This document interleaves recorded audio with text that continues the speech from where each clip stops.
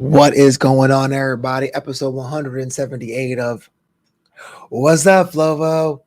Yeah, if you guys have not seen this show before, welcome. It's kind of like the first ever content show I've ever done. In some ways, it's the flagship, but in other ways, it's like the legacy flagship. I've since planted my flags on other ships, but I love doing it. Just hanging out, chatting with you. I get to send my mom this video message because it feels like I'm talking to her, and I hope she does well. I hope she's doing well this week. So before I get into the saga of the Relax Flobo thing, I just got to say, if you haven't already, make sure you follow me on that social media at Flobo Boys on Twitter, at Flobito on Instagram. And because people say I don't talk about it enough, I got a Patreon, and you too can unlock bonus content, exclusive shows, and more. Patreon.com/Flobo Boys. I mean, we're talking about gig blogs, photo galleries, special vlogs, walking around town, exclusive shows like Flopito's Book Club, It's Worth the Skim, and the comedy version of Flobo Saw on Netflix. Other thoughts and music is my poetry, some of my projects going step by step, the return to comedy. So much stuff is at patreon.com/Flobo Boys. People who join are called the Boisterous Crew for a reason. And if you're not even into that stuff, you can buy a t-shirt at Flopito, that's threadless.com. I could put that down there for a bit. So first things first and last things last.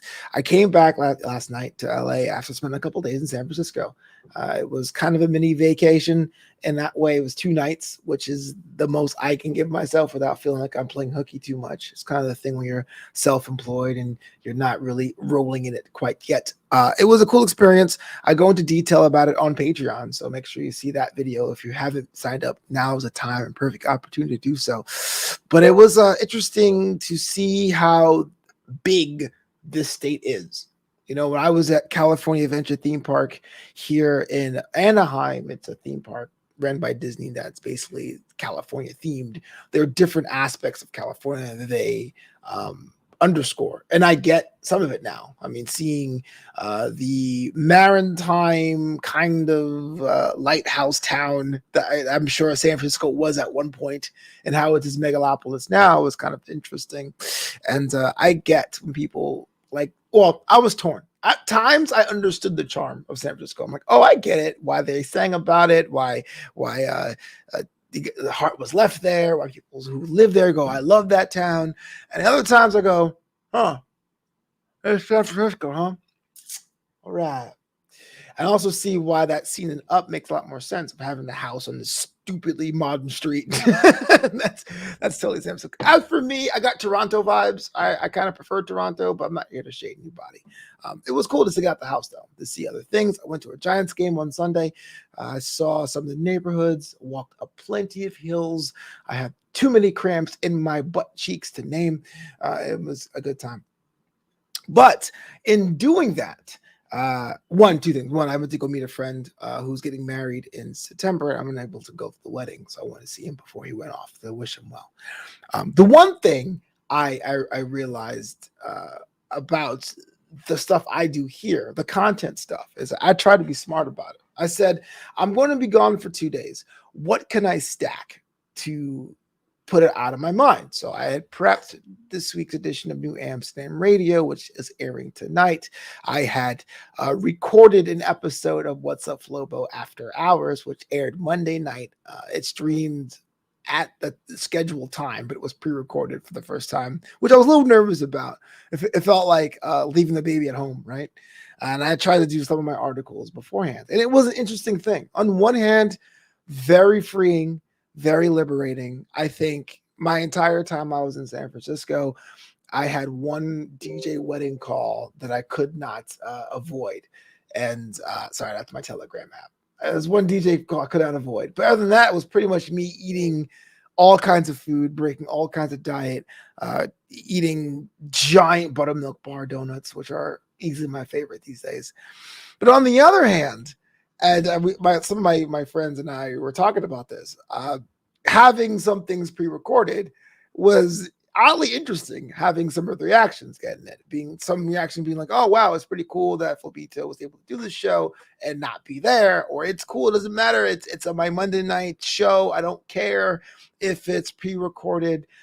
It's an ethical thing. So when I release the episode, all the streaming apps say. It behooves you to be honest with your audience and say it is a pre-recorded show. So I tagged it as such. But there was like two fans or two people who watched that were like, hey man, it's not the same when you pre-record the stuff. I mean, I expected a certain level of quality, Flopito, and you just didn't bring it. And I'm just like, I work for free. I don't know what you want from me. Like I could have went dark. I didn't, you know what I'm saying? But I was like, you know what? I should learn to appreciate this, because those who watch and those who have an opinion are those that care about your content. But it really struck me as like, I just can't win. Am I supposed to be slaving to my computer every Monday night? Like, goodness me. But the episode with the party starter, Darren Carter, was a great one, because I liked Darren for a long time. He's a working comic, and he's established, and he was the first comic to do my shows when I used to run shows in Burbank or even in Hollywood. So he was like, it's hard to compare. For hip hop heads understand this. Like when Jay-Z came out with Reasonable Doubt, it was essentially him, because he couldn't afford any features except for Mary J. Blige. Mary J. Blige was the reigning queen of R&B at the time, and she came into the song, and it kind of like launched Jay-Z for that, you know? So I felt like Darren Carter was kind of like my Mary J. It was like he didn't have to do my show. In his mind, he's probably just working a mic to work a mic, but it meant the world to me, because it was like, okay, now the show I'm running, Ringside Comedy, and eventually No Jokes Barred, has a bit of legitimacy. So it was great to talk with him, see what's he working on, how is he living. Go back and check that out. It's a Darren Carter episode of Wassup Flobo After Hours. And lastly, a lot of time on the road, 5.5 hours there, about 6 hours back, just thinking about what I want to do, what I want to achieve as a professional. I do that a lot. I do think I have to work on the confidence. I should walk into a room and be like, hey, it's me, Flopito, the master of so many different platforms and things. I just got to get better at that. And that's the epiphany I had on the road. I know every road trip comes with an epiphany. That was my epiphany. So expect more arrogance from me, man. Expect more arrogance from me. And lastly, the book Graduation Day, the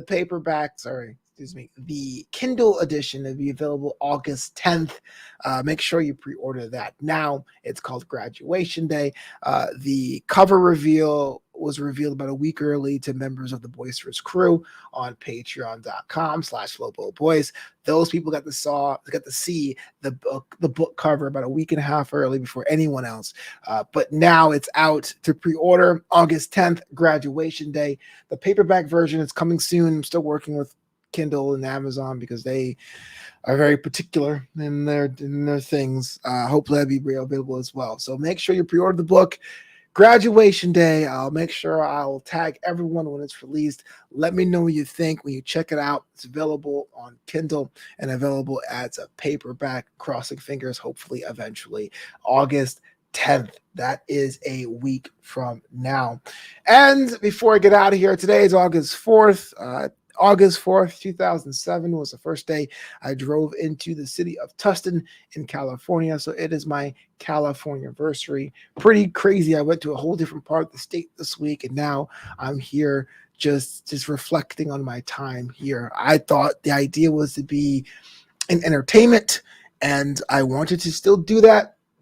But it really felt like I was leaving home to join the old steel mill over in California to make that a possibility. So as anyone's counting, my overnight success is now heading into year 14 here in California.